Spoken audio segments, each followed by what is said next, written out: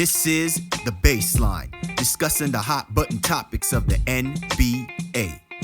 Welcome, everybody. You're tuned to The Baseline. Callie Warrenshaw discussing the hot button topics of the NBA. This is going to be a hellified show, if I might say so myself. But it's really all due to the man who always puts these things together. I know he's excited for us to have this show going on, man. It's been a while since we've had a nice interview going. It's just how busy the NBA has been. But, man, let's not waste any time. Let me go ahead and roll out the red carpet to my right-hand man, www.shawsports.net, Big Kahuna PNC, my brother from another mother, Mr. Warren Shaw. Been doing this thing from way, way back. What's good, Mr. Shaw? I know you were excited for this week's episode, man.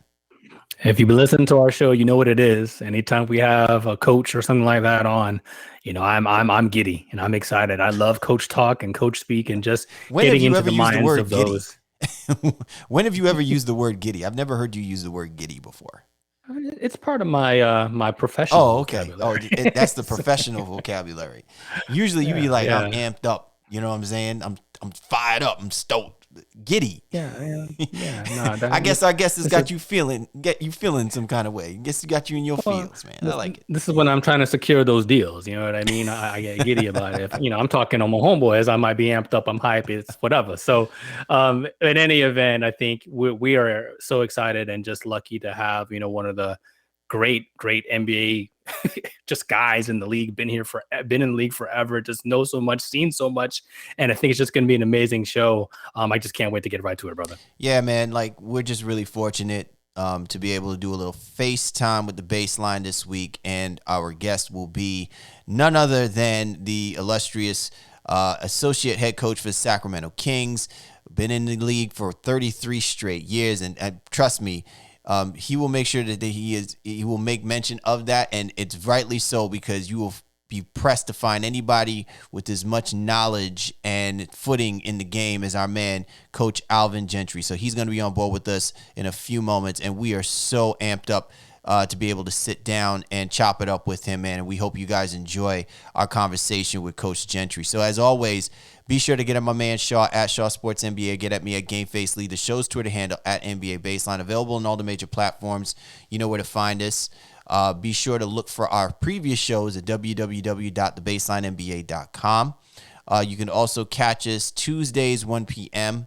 on Dash Radio via the Nothing But Net Radio Network. So be sure to check us out for our online radio listeners.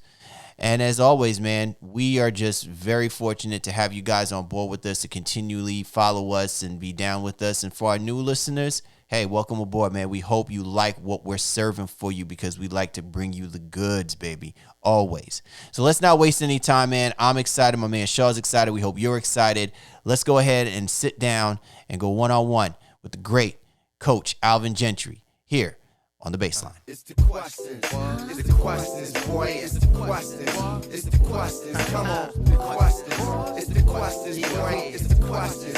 It's the questions. Yeah. The questions. It's the questions, y'all. It's the questions. It's the questions. Dig it. The questions. It's the questions, boy. It's the questions. Time for a little FaceTime with the Baseline, and we are totally amped up, man, to have with us one of the more poignant, level-headed, and really, I just feel like he has just been a mainstay in our modern generation of the NBA, as a coach, as a mentor. Right now, he is the associate head coach for the Sacramento Kings, and he's actually on the road right now as we speak, so we are so fortunate and blessed to have him on board. Alvin Gentry is with us. Thank you, Coach Gentry, for hopping on board and chopping it up with us this week. Not a problem, guys. Hey, I want to talk to anybody. We're trapped here. We're in hotel prison right now on this road trip. So this is your own form of quarantine, right? So yeah, really, we are. But yeah, I'm very fired up to talk to you guys. It's great, Well, listen, I don't know whether or not you know it or not, but I know my man Shaw at one point had an opportunity to to share thoughts and get your perspective of the coaching apparatus during All-Star Weekend a few years back, man. And I think one of the most remarkable things, and it's even in the climate of what we're dealing with right now, is where head coaching really has its voice in being relevant. I felt like there was somewhere of a gap. Probably over the last few years, maybe because of the negotiations that were taking place with player empowerment and things. And while all of the fanfare and all the hoopla is geared towards the players making a name for themselves, I'm sitting here thinking just pure basketball aesthetics here. Hey, man, the coaches is what's helping to make this thing run. What is it that you're seeing, especially now in this situation post-pandemic, from the pre-pandemic to post-pandemic, where you feel like your voice, your ability to communicate with your players, and just in general, where coaching seems to be, how important, where it is on the totem pole in bringing the game that you loved and have coached for so many years out on display under these different circumstances? Well, I think first of all, there's a unity with the coaches and the players in this league, and I think it starts obviously with the leadership of the players. When you think about Chris Paul and what he's done as president of the Players Association, and obviously LeBron and players like that, we've come on board, and we've unified as a group for not just on-court things, but off-court things. But as far as the on-court situation, I think the league is as healthy as it's ever been. We got some talented players that's very, very coachable. We have coaches, some very good coaches in this league, and some very good young coaches in this league. So I think, as I said, as healthy as it's ever been. But I think the communication is as good as it's ever been. Also, obviously there are situations that come up anytime when you're talking about 30 teams and 30 coaches. But for the most part, I think this has been a situation where, as a coach, I love my team in New Orleans. Brandon Ingram, I think, has shown the level that he's going to get to. And I think if you look at where Zion has come just in, a year to be an elite player in this league, and both of those guys are just extremely coachable. And I think of, Lonzo Ball and what he's done for that team, and where he's taken his game. And really from a shooting standpoint, these guys have worked extremely hard to get their game better. And I think the way they do that is by listening to coaches and then understanding player development. And I think they've done a great job with that also. Man, I already know we're not going to get to touch on everything. You hit on so many great topics right there too, and I want to dive right into this too, because something you mentioned there too, it just kind of struck me as you were mentioning it there, Coach. A lot of times teams, they bring in the old veteran. You see, Phoenix bringing in Chris Paul now to get them to that next level, et cetera, et cetera, et cetera, right? Well, how does that happen on the coaching aspect as well too, where you can even come in there as an associate coach, and do you work with some of the younger coaches? I know it's players first, but you talk about the community being so tight. Does that happen where even as a coach, you coach younger coaches up at the same time as well? Yeah, and I do that simply because that's what happened with me. I've been in this league a long time. This is my 33rd straight season of being in the NBA. And, as I go back and look through and some of the guys that I've worked for and some of the things that they've taught me, it all started with Larry Brown in San Antonio. And I still think he is as gifted a coach as there has ever been in this league, from the standpoint of knowledge of adjustments in game, but just being tough on guys to get them to the level that he thinks they can get to. And I think anybody that have played for him will go back and say that. So as I was in this league more and more, I felt obligated to try to give back. And, even in this situation that I'm in right now with Luke Walton, I think he's a very, very good coach. And his communicating skills with the players are just fantastic. And, I like being here and I like the situation. I've learned so much from him, and hopefully I've taught him some things also. Coach Gentry joining us here on the Baseline, associate head coach for the Sacramento Kings. I want to quickly get your thoughts on that. when obviously you parted ways with the New Orleans Pelicans, Sacramento Kings, were your next destination. Was that more so of Luke Walton say, hey, I want Gentry on my squad? Or were you going through a deliberation process to say, this is the right fit for me, not because of your relationship that you have with Walton, but also because of the player, the personnel, and some of the direction that the organization started taking in the course of the offseason as well, too? Like, what was it that you were looking at as far as what made you believe, like, yeah, this is exactly where I need to be out of the 33 years of your coaching experience and the way that you've gone through this process before? How did you know that Sacramento was the place you needed to be? Well, because I had spent time talking to Luke. I mean, obviously we worked together at Golden State and won the championship there in 2015. And we had spoken, and obviously I had spoken to about 3 or 4 other teams. I just felt that this was the best situation that was available, not just for me, but also to be able to help in moving the franchise forward, and I think we'll do that. Obviously we've got some good young talent on this team when you think about De'Aaron Fox and where he's gone. And I think Marvin Bagley is getting better every day, and he's finally healthy and being able to play games. And because of that and being able to be on the court, I think he's elevating his game also. We have some other players that have done a very good job and continue to work. I think our young rookie, Tyrese Halliburton, I think everybody can see that he's headed to be a really, really good player in this league. So there's a lot of positive things here. And, I mean, obviously we have a ways to go, and it doesn't help when you play in the West and you've got all of these great teams out there. But I like the direction that the franchise is headed in.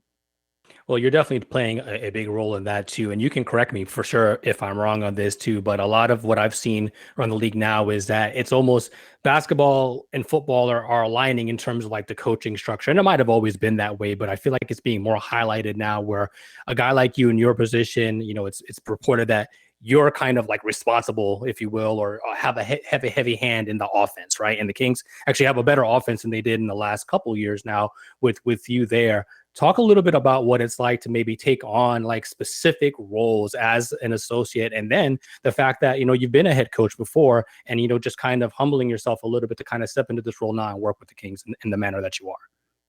Well, and I think you make a lot of good points, and it has, I think the NBA is diversified and become more like football, where you have offense and defensive coordinators. And I mean, obviously everything goes through the head coach, and all the stuff that we do here offensively is pretty much, approved by Luke. And, we do a lot of things here that we did at Golden State anyway. So it was really kind of a easy adjustment to come in here and, and basically, just give some suggestions on a few things here and there. But for the most part, it's been really solid because Luke and I really have the same, I guess when you look at what we like to do offensively, we're very much on the same page. So I did it in New Orleans the same way. I had Chris Finch there, who just was named head coach in Minnesota. And he did a fantastic job of bringing new ideas to the table when we were there. So I think that if you look around the NBA now, I think you see that in a lot of situations.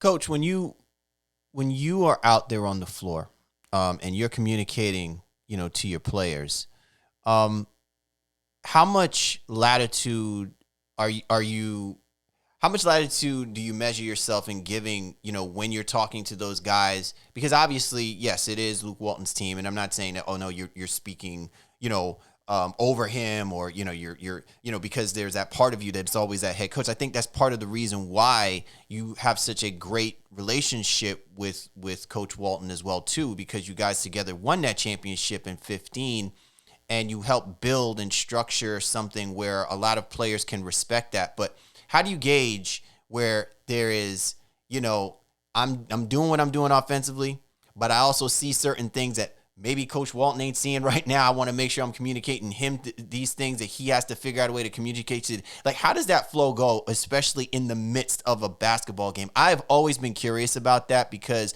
to me, when you've already been a head coach, you cannot tell me that the head coach in you wants to take over at times when you realize certain things are going on. And it's not to show any level of disrespect, but it obviously it shows more of the passion that you have about seeing the team be successful, given your years of experience out there on the floor.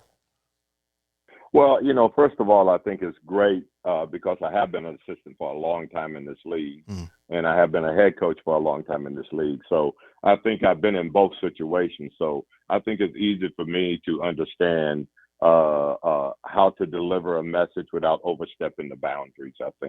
I think that's easy for me, and Luke has a lot of respect for me, and I do have a lot of responsibility, but I also know when to step in and when to step out. And he gives a lot of latitude to all the assistants here, which is, I think, is a great sign of being a very secure coach. And I think he is a very secure coach, as I said. So, like I said, I think he's a terrific coach. I don't think he's threatened by any information that he can receive that would be helpful. And that's not just coming from me, but that's coming from Rex Kalamian and Jesse, his longtime friend and longtime assistant that's been with him a long time, and any of the other guys on the staff. So I think that's why our staff has got such a great relationship and a closeness that you don't find on very many staffs. I think everybody is on board, and I think that's because of Luke and the ability that he has to empower guys to understand that their voices is going to be heard. So, Coach, I want to ask, and I know you cannot speak for other people, and I mean, you just kind of acquitted yourself extremely well in your situation in Sacramento, but there has been kind of a recent trend, or in recent years, and maybe so this past season, you saw it a lot, where a lot of head coaching guys who were just head coaches maybe the season before their last job took assistant roles. You got, Yeager, you've got Atkinson, and as well too, and I believe Nate McMillan as well. Like, all these guys now are in that kind of like that second chair.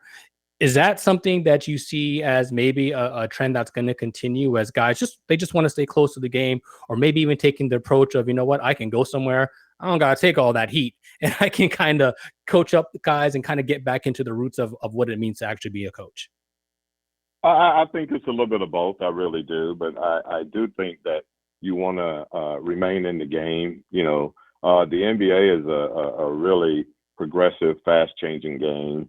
If you just go back 10 years from now and look how the teams were played and see where the league is now, it's completely different.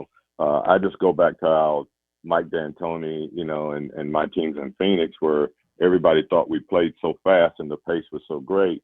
Well, that pace today would be in the bottom 10. So, the league has changed, and I think you have to adjust with it. And one of the ways of adjusting with it as a head coach is to make sure you're staying in the game and you're there for the trends that are starting to change and the different situations and how the game is being played. So, yeah, I think it's a little bit of both. And I enjoy, the coaching part of it, but I also sleep a lot better when I go home. so I won't deny that. Okay. It's keeping it a buck. Coach Alvin Gentry joining us here, FaceTime with the Baseline, Callie Warren-Shaw. All right, so Coach, let's talk a little bit about the Kings. This is a very talented team, right? Like, you can see it. It's kind of like they're right on the precipice. From your perspective, what do you think? What do you think is it going to take? Is it going to take more of a execution for you to see, or for, I guess, the world to see the breakthrough? Is it more a mental thing with this team? Like, I see it, Shaw sees it. I think we all see it. Like, we're waiting for this team to break out like gangbusters. And I don't know. It just feels like there's still something that's holding some of the key guys back from, just really just letting loose and unleashing themselves, preferably in the Western Conference, which obviously is a tall task at hand, but nonetheless, I don't know. I just think it's doable with the kind of personnel and talent that you guys already have on this roster. Well, and I think we were playing good basketball. We played very good basketball, and then of course you got to avoid the injury bug, and that's the thing that has hit us. We've had Harrison out, we've had Rashawn out. Two guys that have been really important to us, and De'Aaron missed a game.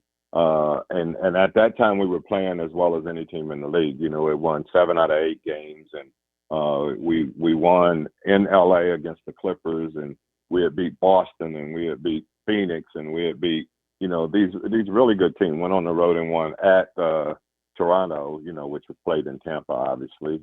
So we felt good about it. Lost a really close game in Miami, so we were feeling really good about it, but one injury here or there, and it kind of disrupted everything. But I think, once we get healthy again, and that should come in the next week or so, that we'll begin to play good basketball over again, So, Coach, I mean, obviously, you've been in the league, as you alluded to, a long time. You were coaching against the same Sacramento team, last year. Is there anybody here when you got here that you were surprised, maybe, or not necessarily surprised, but damn, he's better than I thought. You know what I mean? And not in a negative way, or just like, wow, there's a lot more skill here there. And then maybe he's even been able to show thus far, from a Heel to a Bagley. Obviously, Halliburton just got there, but even guys like, Nemanja or whoever the case may be, is there anybody who's just been like, wow, it's been such a pleasure to work with, to find out about their skill set?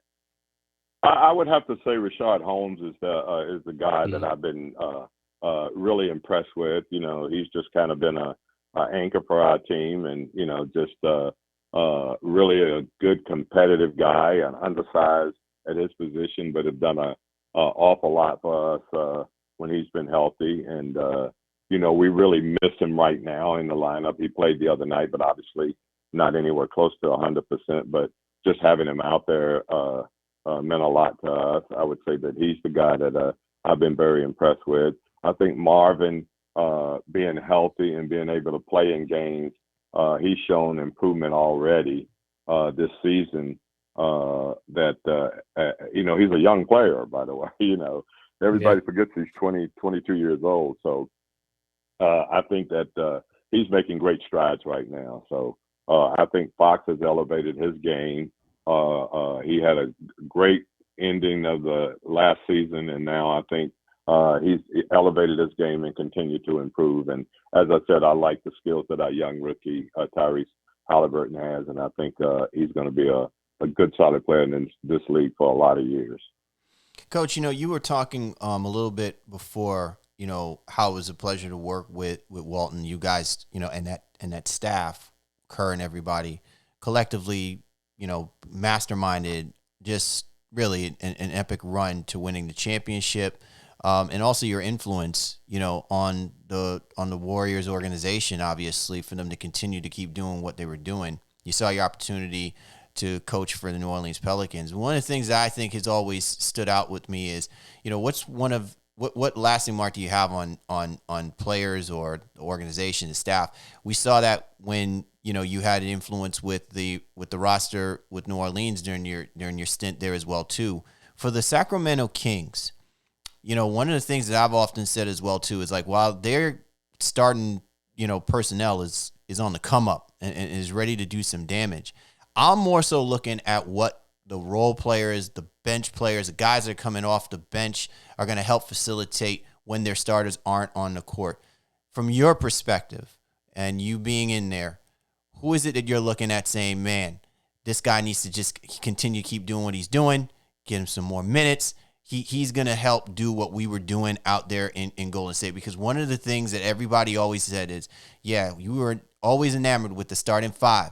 But that death by depth lineup that the Golden State Warriors, and I already know that was an influence with you and all the coaches out there to get those guys to produce in every capacity to make the Warriors a complete team, is what your guys are trying to build out here in Sacramento. Who is it that you see like really leading the forefront, especially going into the second half of this season, for this regular season approaching? Who is it that you got your eye on? Well, I think, your whole bench has to step up, really.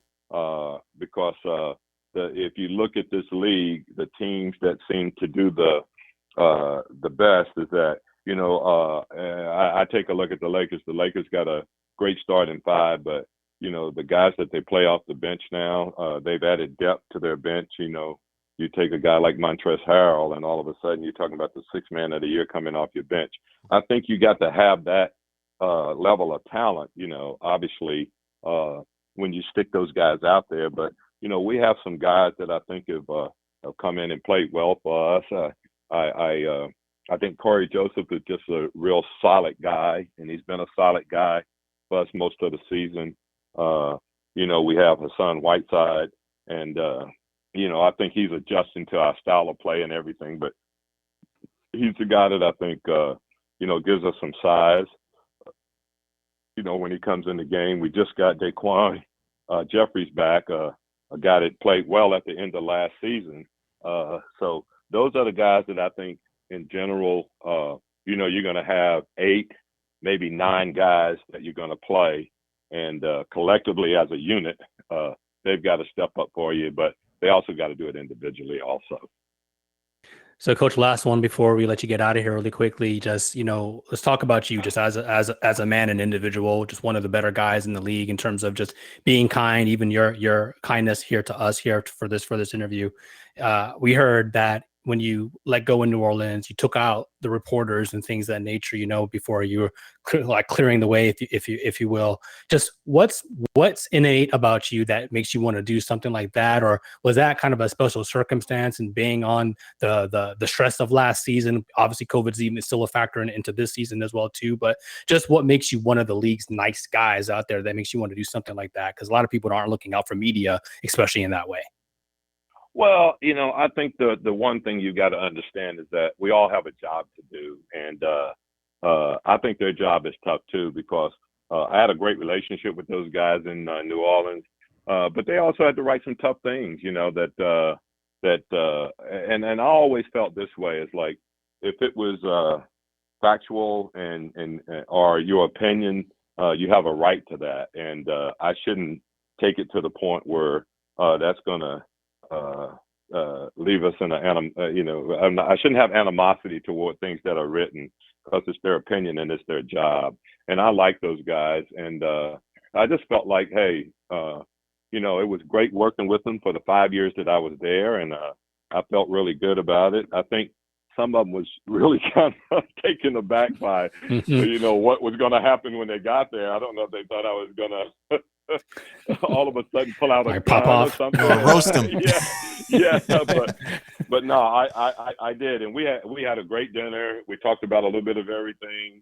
I thank them for covering. I thank them for being fair. I think for the most part, they were very fair, and I think in general, I think the media is very fair. I think sometimes as coaches, we take it a little personal, but I just think that you have a job to do, you do it, and you appreciate those people, and then you move on. So I had great years there. I still got a lot of really good friends there. I have some friends in the organization there. Not everybody, but keeping it a buck. Yeah, let's be real, okay? But I do have friends that I really appreciate, and I really appreciate them there. Well, Coach, we certainly appreciate you sharing your perspective from it, and we hope that this helps to, shed some light. While the game, is the game, and the game also has a business aspect to it. It's never personal if you're doing what you do and you do it well. And I don't know if there's anybody in the 30 plus years in the game's illustriousness who does it as better as you, Coach Gentry. And we just really appreciate you hopping on board with us this week and sharing stories, sharing perspective, and enlightening us on what it's like to be, in that stratosphere of the NBA. Well, I've been working in this league, I said, 33 straight years now consecutively, and I love it. I love the basketball. I love doing things like this. And anytime you guys want to have me back on, give me a call. I'd really love to do it. Okay? We will definitely take you up on that offer. Definitely. Okay. All right. Sounds good, guys. Right. Have a Thanks, good day. Coach. Okay. You too. All right. Bye-bye. Still aftermath, but ain't nothing after that. All right, Shaw. I mean, what more can be said, man? What I really enjoy more than anything about sitting down and talking with Coach Gentry is he's just giving it to you, 100, no filter, right? And I know sometimes I think people get this perception that, like, when you put somebody on or you sit down and you have a conversation with someone, it's always having to ask the hard questions, asking the tough questions. I don't think there's anything that he hasn't seen or hasn't been exposed to in his 30 plus years of coaching that would merit the idea of there being tough. I just think that, in his mind, he thinks that there's a lot tougher things that people have to deal with and go through than him worrying about doing something that he clearly loves doing and obviously is just damn good at doing, which is why he's always been in the NBA and will continue to stay in the NBA. I don't know, man. Like, players come and go, but Coach Gentry's, they live forever, man, in this world. Yeah, I think that's very well said. I think my first interaction with him a few seasons ago when we had him on as a result of our connection to eCoach as well too, and even before we spoke, he's like, whatever you want to talk about, like it's nothing is on the table. And at that time, he was still in New Orleans. Cousins had just left after getting injured, and he had kind of thrown the organization under the bus and saying they didn't want him and like that. He's like, we can talk about all that, and Rondo leaving and all that. And as you alluded to, when you've been in the league as long as he has, there are no tough conversations. They're just real ones. So he knows how to navigate that and knows how to make you, even as a media member, feel at ease and just have the convo. It doesn't even feel like an interview. And I feel like that was represented today in our show. Coach Gentry, just one of the class acts in the league, and where he is right now in Sacramento in a evolving situation, right? Like, it's been a roller coaster season for them, but he's done his job, and that's not to throw any other of the Kings coaches under the bus, but the offense is looking nice. They just got to figure out a way to stay healthy and get the defense up to a standard where they can continue to be competitive in the Western Conference. So you remember a while back, Shaw, that I had that thought in my head about,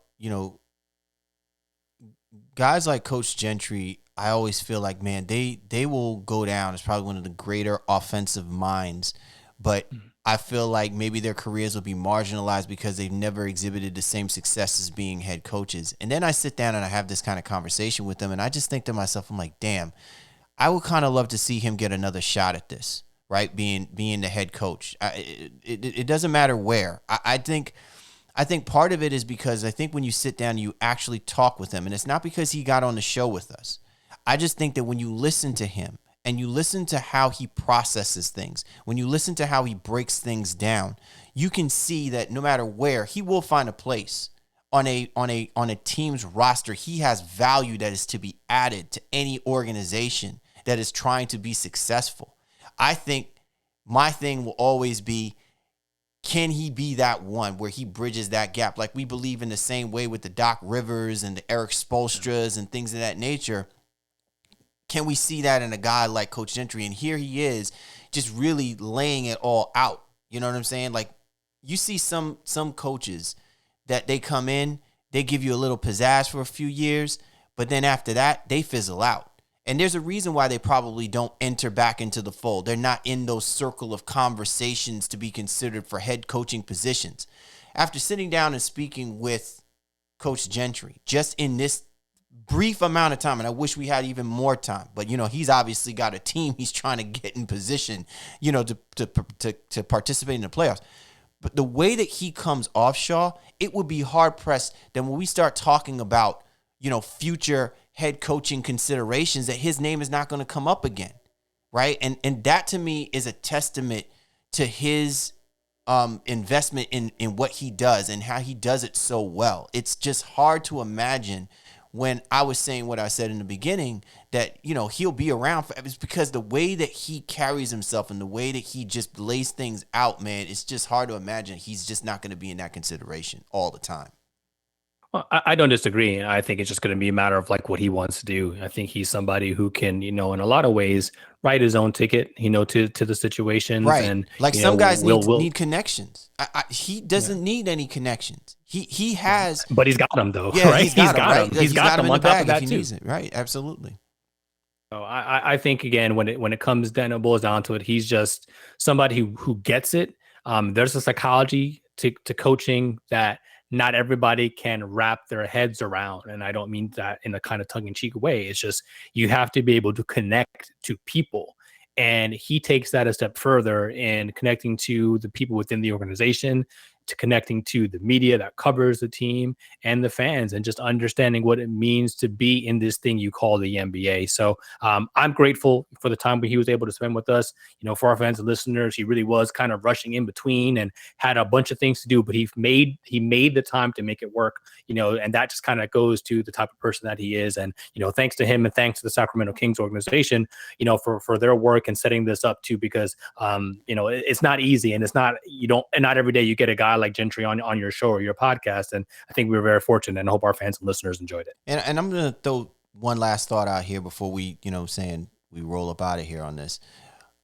It's interesting. We don't often associate a player's career, where the trigger effect is, what allows them to be the kind of great player that we want them to be and we can see them be. Let's keep in mind that Alvin Gentry was there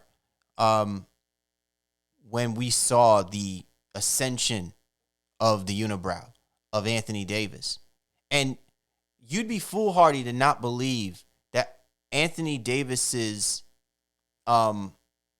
evolution to where he is now and what he means to a LeBron James is not afforded without the coaching and the mentorship that he gained in the years that Alvin Gentry was the head coach. So while most people who like to come out and be like, oh, he obviously didn't live up to the expectations, I don't know. I might challenge that. And if I'm Anthony Davis, I might make sure that I share a piece of that chip that he got with LeBron with Coach Gentry, because part of what we questioned about Anthony Davis's greatness is his ability to really study and understand the game. Because remember, when he first came out of Kentucky, it was all about the raw talent. And he was a coachable person, but you needed the right kind of coaching. And somebody like an Alvin Gentry, a Coach Gentry with that years upon him, fresh off of what he did for the Golden State Warriors, was the perfect timing and help building a superstar talent who now the Los Angeles faithful can lay their hat on it if and when LeBron James chooses to move on to different pastures.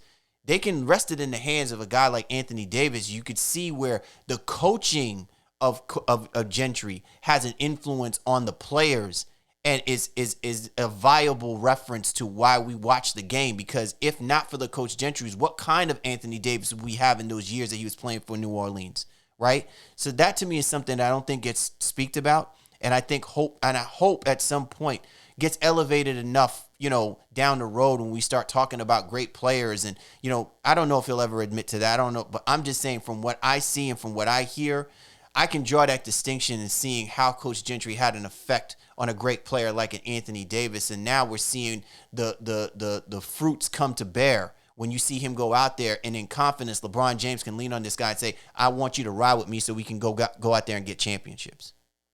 I mean, I'll take it even one step back, if you will, even looking at New Orleans. I mean, he kind of gushed about those guys still. So it seems like, I'm not going to psychoanalyze, Alvin here in any way, shape, or form, but he had a connection there, right? And especially to BI and Zion and Ball and people like that too. And with BI, it really was like the one season, right? Like that trade happened last year. I mean, it seemed like everything is kind of a blur, but under Gentry, Ingram became the most improved player.